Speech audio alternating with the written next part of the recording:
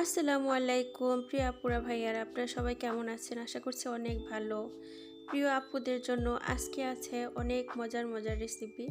শেষ পর্যন্ত দেখতে থাকুন এবং ফাতায়ের রেসিপি দেখতে চাইলে শেষ পর্যন্ত সাথেই থাকতে হবে। এই যে দেখেন আপুরা, ডিপ ফ্রিজটা পরিষ্কার করতেছি। দেখবেন অন্যান্য ফ্রিজের ডিপের মধ্যে অনেক বরফ থাকে, কিন্তু মাশাআল্লাহ তাবারাকাল্লাহ আমাদের ডিপের মধ্যে কোনো বরফ নাই। ডিপটা কিন্তু ভালো করে পরিষ্কার করা হয় না, প্রায় 2 বছর হইব। হ্যাঁ, 2 বছর, মানে আপনারা অবাক হয়ে যাবেন। আসলেই এটাই সত্যি 2 বছর। এই যে এই জিনিসপত্রগুলো বার করে রাখলাম। এই যে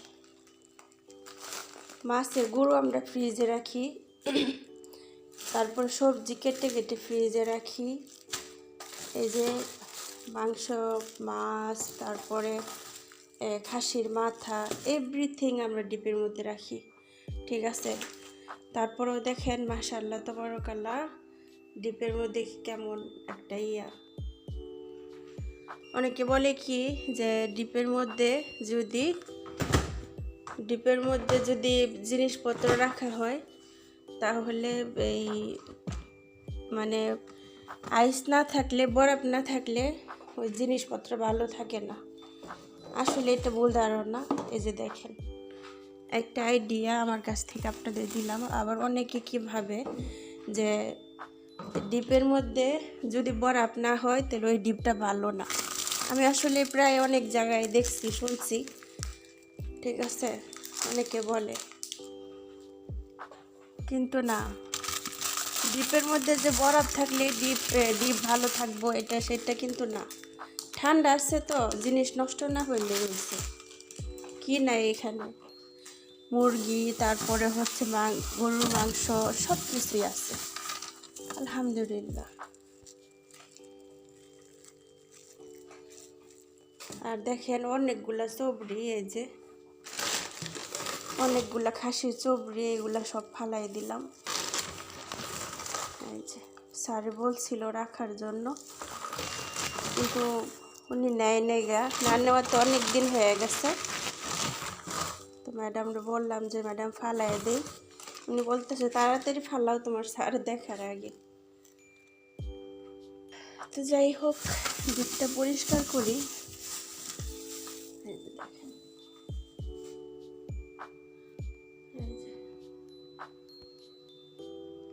কোনো বরফ নেই, এই যে কোনো বরফ নেই, একদম দেখা যাচ্ছে একদম পরিষ্কার। আর 2টা বছর, আপনারা ভাবতে পারেন 2টা বছর তো 2টা বছর আমি একদমই ফ্রিজটা কোনোভাবে ভালো করে পরিষ্কার করি নাই। যেমন আজকে করতেছি এইভাবে করি নাই, সব কিছু একদম নামায়া একদমই করি নাই। সুবহানাল্লাহ, দেখেন কোনো বরফই নাই একদম।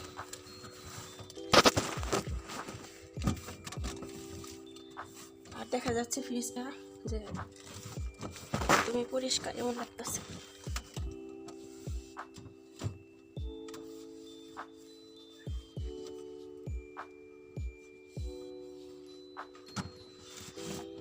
আমি একটু এটা পরিষ্কার করে রাখি।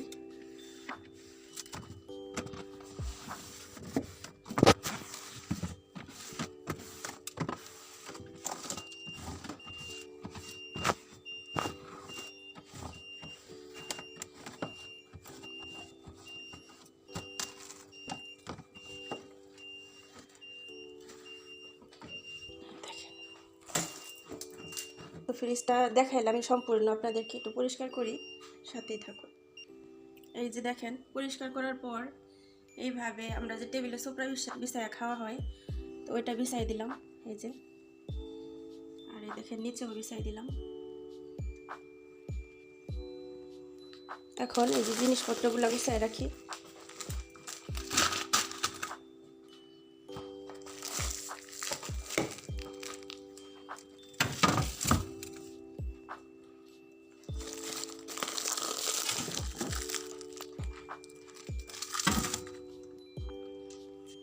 এই যে দেখেন জিনিসপত্র রেখে গোছায় রাখলাম। তো প্রিয় আপুরা ভাইয়ারা, আপনাদের কাছে কেমন লাগলো কমেন্টে জানাবেন ইনশাআল্লাহ। তো এই যে জিনিসপত্র সব গোছায় রাখলাম। আলহামদুলিল্লাহি রাব্বিল আলামিন। দেখেন 10 থেকে 12 মিনিটের মধ্যে আমার ফ্রিজ পরিষ্কার করে জিনিসপত্র রাখা হয়ে গেছে। মাশাআল্লাহ তাবারাকাল্লাহ। এই যে রুটিটাও বানাই কিন্তু আমরা ফ্রিজে রাখি ডিপে, এই যে যখন ইচ্ছা ভেজে খালি খেয়ে ফেলবো ব্যাস। আলহামদুলিল্লাহ। তো বাকি কাজগুলো করি, সাথেই থাকুন।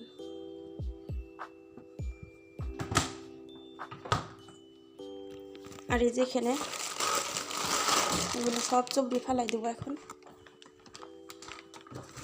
আস্তাগফিরুল্লাহ লাযিম। আলহামদুলিল্লাহ রাব্বিল আলামিন। এই যে তো আজকে রান্নার সময়টা কি রান্না করব, আজকে ফাতায়ের বানাবো। আর হচ্ছে কালকে নূর অনেক পরিমাণ চিল্লাপাল্লা করছে চিকেন বাটারের জন্য। আমি কিন্তু চিকেন বাটার রান্না করছিলাম, করার পর শেষ হয়ে গেছে, ও ভাগে কম পাইছিল, তার জন্য অনেক চিল্লাপাল্লা করছে। পরে বলতেছে আবার রান্না করবো, আবার রান্না করবা। তো আজকে চিকেন বাটার রান্না করবো আবারও ওর জন্য। তো ওরা ওইটাই চিকেন বাটারই বললে, কিন্তু আমি কিন্তু একটা নতুন একটি নিয়মে রান্না করছি, এই আর কি। মাংসটা আমি এইভাবে স্লাইস করে কেটে নিলাম, নিয়ে তারপর এখন আমি এখানে গরম পানি দিয়ে দিছি। গরম পানিতে দিয়ে দিব বিসমিল্লাহির রহমানির রহিম। আচ্ছা, এটা দিয়ে আমি ফাতায়ের বানাবো। ফাতায়ের জন্য আমি মাংসটা সিদ্ধ করব। আর এখানে দিয়ে দিব হালকা একটু লবণ।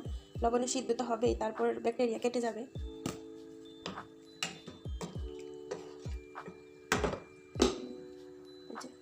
হইতে থাক। চিকেনটা বলকে এসে বসছে, একদম সাদা হয়ে গেছে দেখেন। তো এটা বেশিক্ষণ জাল দিব না, এখন আমি এটা নামিয়ে ফেলবো। এই যে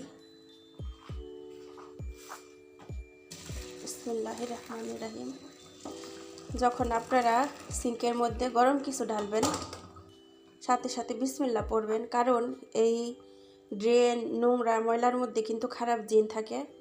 তো অনেক সময় খারাপ জিনে ক্ষতি করে, যখন তাদের ক্ষতি হয় তখনই কিন্তু মানুষের ক্ষতি করে, ঠিক আছে। এটা আমার ম্যাডাম আমার বারবার শিখায়, রেহানা যখন যেই কাজই করবা বিসমিল্লাহ বলবা। আর বেশিরভাগ এইসব কাজ, যেমন তুমি বাইরে গেছো তখনই বিসমিল্লাহ বলবা, তুমি দরজা খুলছো তখন তুমি বিসমিল্লাহ বলবা। কারণ অনেক সময় জিনেরা কিন্তু ঘরে দরজার মধ্যেও শুয়ে থাকে, ঠিক আছে। যখন ওদের শরীরে পাড়া লাগে তখনই কিন্তু একটা মানুষের ক্ষতি করে, ঠিক আছে। এরকম হয়েছে, এটা অনেক ডেঞ্জার একটা বিষয়। যখন আপনারা গরম পানি ঢালবেন, গরম একটা খাবার ঢালবেন, তখনই বিসমিল্লাহ অবশ্যই বলবেন। সব কিছুতে আমাদের বিসমিল্লাহ বলা উচিত, কিন্তু এইসব ইয়ের মধ্যে ওরা কিন্তু নোংরা আবর্জনায় থাকে, সুবহানাল্লাহ। তো যাই হোক, সবাই কিন্তু এগুলো জানেন, তারপর আমি বলি আলহামদুলিল্লাহি রাব্বিল আলামিন। তো এগুলো এখন আমি এই নর্মালভাবেই করব। এই যে এটার মধ্যেই, এই যে দেখতেছেন, এখন আমি সবগুলো এখানে ঢালবো। নর্মাল ওয়েতে আপনাদেরকে দেখাই, যে দেখেন, এই যে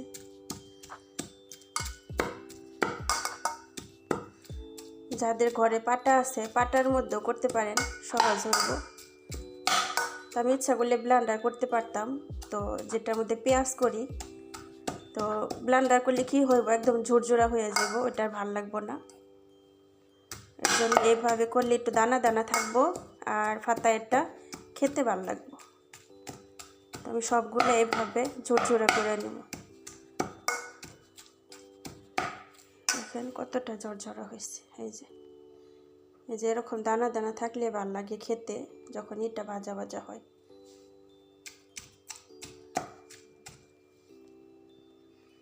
এই যে দেখেন সবগুলা ঝরঝরা হয়ে গেছে। এই যে অনেক সময় আমরা কি ভাবি জানেন, যখন আমি আমারটাই বলি, যখন আমি আরও আগে এরকম ঝরঝরা মাংস, গরুর মাংস কিংবা মুরগি দেখতাম, তখন আমি বলতাম এরা কিভাবে ঝরঝরা করে, কিভাবে কাঁচাটাই কিভাবে করে, মানে জানতাম না, বুঝতামও না। এখন করতে করতে দেখেন আসলে আইডিয়া এসেছে সব।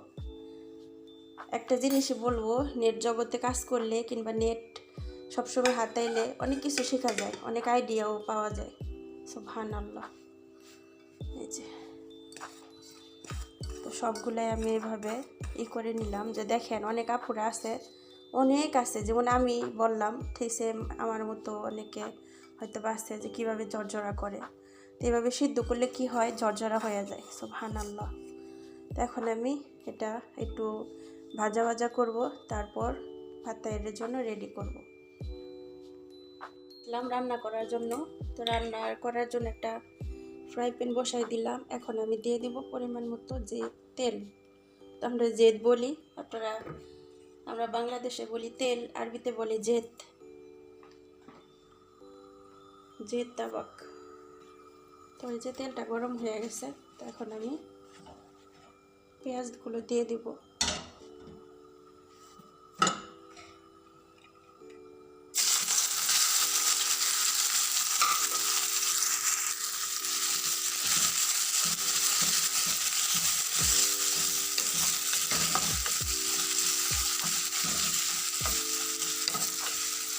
তো পেঁয়াজগুলো আমি হালকা ভেজে নিব, বেশি না, একদমই হালকা ভাজবো। তা আমি এখানে দেখেন পেঁয়াজটা আধা ভাজা করলাম। এই যে পেঁয়াজটা বেশি ভাজবো না, যেহেতু আমি এখানে দিয়ে দেবো হচ্ছে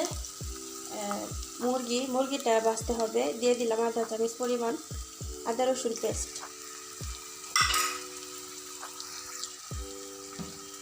দিয়ে দিব স্বাদ মতো লবণ। এখন আমি রসুনটা ভাজবো, কাঁচা স্মেলটা চলে গেলে দিয়ে দিব মশলা।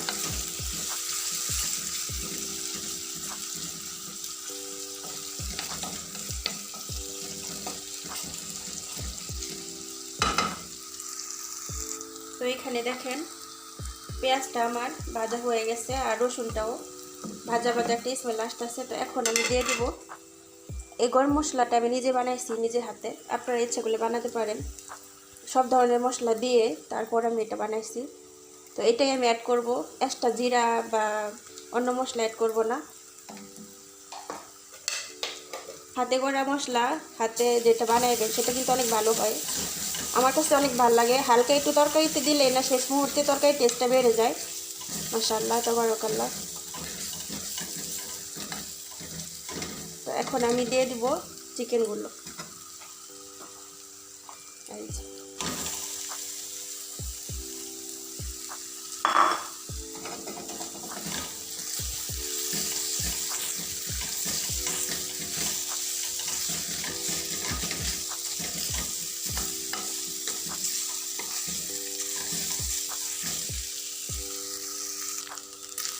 তো চিকেনটা যখন হালকা একটু ব্রাউন হয়ে যাবে তখন আমি এটা নামিয়ে ফেলবো।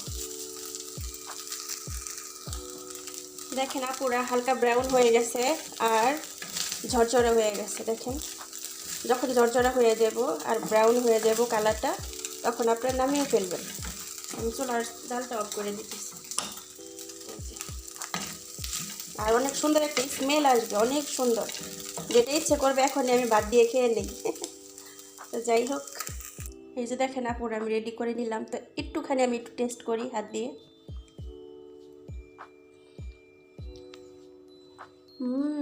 মাশাআল্লাহ, ইয়ামি ইয়ামি, অনেক মজা হয়েছে, অনেক টেস্ট হয়েছে, ভালো। মাশাআল্লাহ তাবারাকাল্লাহ। আপনারা এইভাবে করবেন। এটা হচ্ছে সমুচার জন্য, আর আমি ফাতায়ের বানাবো। সমুচার ফাতায়ের কিন্তু একই। আর আপনারা এটার মধ্যে ইচ্ছা করলে মরিচ অ্যাড করতে পারেন, আর আমাদের বাসায় মরিচ ওনারা খায় না, পছন্দ করে না, তার জন্য আমি অ্যাড করি নাই।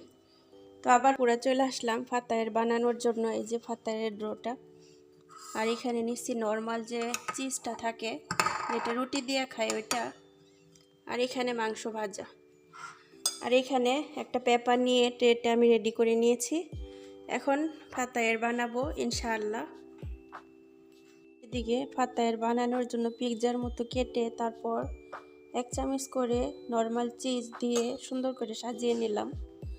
এখন দিয়ে দিচ্ছি মাংসগুলো।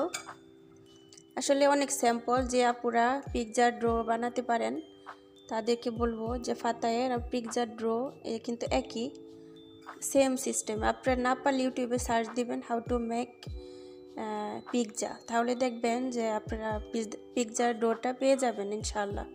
পিৎজার ডো দিয়ে অনেক কিছু বানাতে পারবেন। তো অনেকে কমেন্ট করে যে আপু তুমি পিৎজা এই ডোটা কীভাবে বানাইছো। অবশ্যই আপুরা যারা পারে না, যদি কেউ দেখে তারা অবশ্যই কমেন্ট করবে, তো তাদের জন্য বলছি। আর যারা পারেন তারা তো মাশাআল্লাহ, দোয়া করি যেন সবাই পারেন। আসলে ঘরে বসে যদি কিছু বানিয়ে খাওয়া যায়, নিজের কাছেও ভালো লাগে যে নতুন কিছু খেলাম আলহামদুলিল্লাহ। আর তাও যদি না পারেন, আমার এই ভিডিওতে দেখবেন ফুল রেসিপি দেওয়া আছে ফাতায়ের রমজান মাসে বা রমজানের পরেও একবার দেওয়া আছে। তারপর পিৎজার ফুল রেসিপিও দেওয়া আছে, ওইটার মধ্যে ডোটা পেয়ে যাবেন ইনশাআল্লাহ। তো এই যে আমি দিয়ে দিলাম মাংসগুলো, এখন আমি সুন্দর করে রেডি করে নেব।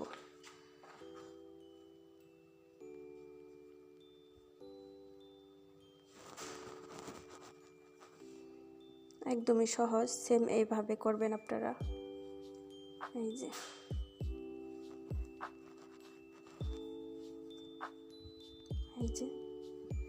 সেম এইভাবে আমি যে পেপারগুলো নিছি পেপারের মধ্যে দিয়ে দিলাম। এই যে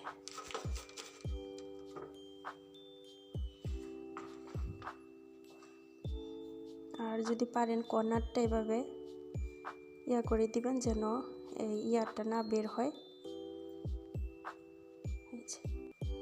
একদমই সহজ, একদমই সহজ। আপনারা এটা বানিয়ে আপনারা অনেকে বিজনেসও করতে পারবেন। আসলে এগুলি এখন বাংলাদেশে বিকাল টাইমে নাস্তা, অনেকে আবার সকালে নাস্তা, এগুলোও পছন্দ করে। আসলে এই দুনিয়া যত দিন যাচ্ছে সব কিছুই আধুনিক হচ্ছে।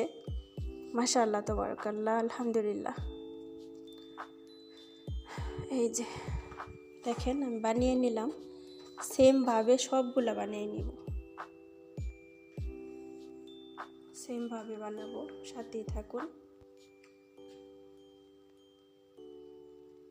আমি এখানে ফাতায়েরগুলো বানিয়ে নিছি সবগুলা। বানানোর পর এখন যেটা দিব এটা হচ্ছে ডিম। আমি কিন্তু একটি ডিমের সাথে হালকা একটু লিকুইড মিল্ক আমি অ্যাড করছি। এই যে এইভাবে সবগুলো আমি ব্রাশ করে নিব।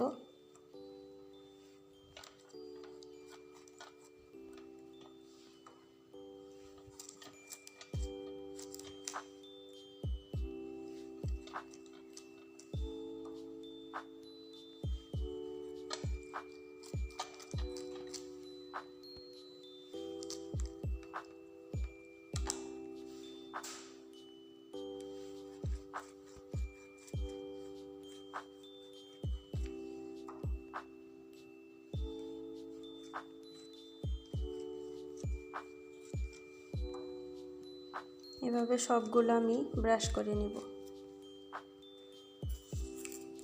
এখন দিয়ে দিব হচ্ছে তেল।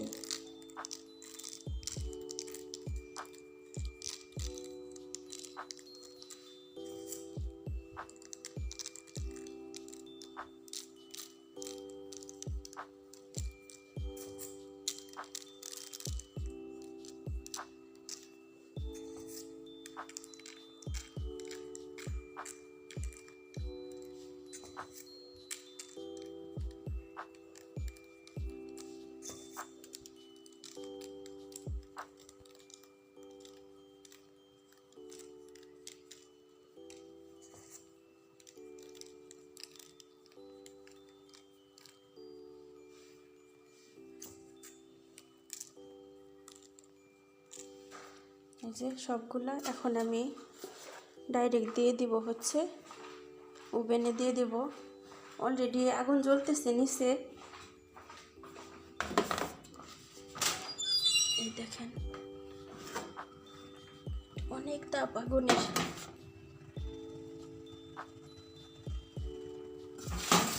এই যে দিয়ে দেব 20 মিনিট দিয়ে দেব ইনশাআল্লাহ। তো ফাতায়েরটা দিছিলাম, একটু দেখি ফাতায়েরটা কি অবস্থা। আবার চলে আসলাম। মাশাআল্লাহ তাবারাকাল্লাহ। তো ফাতায়েরটা প্রায় হয়ে গেছে, আর কিছুক্ষণ হবে, তারপর নামিয়ে ফেলবো। এখন এই যে উপরে আগুনটা দিয়ে দিছি, উপরে আগুনটা শেষ হলে নামিয়ে ফেলবো। আলহামদুলিল্লাহি রাব্বিল আলামিন, আমার ফাতায়েরটা রেডি হয়ে গেছে। মাশাআল্লাহ তাবারাকাল্লাহ, মাশাআল্লাহ তাবারাকাল্লাহ, মাশাআল্লাহ।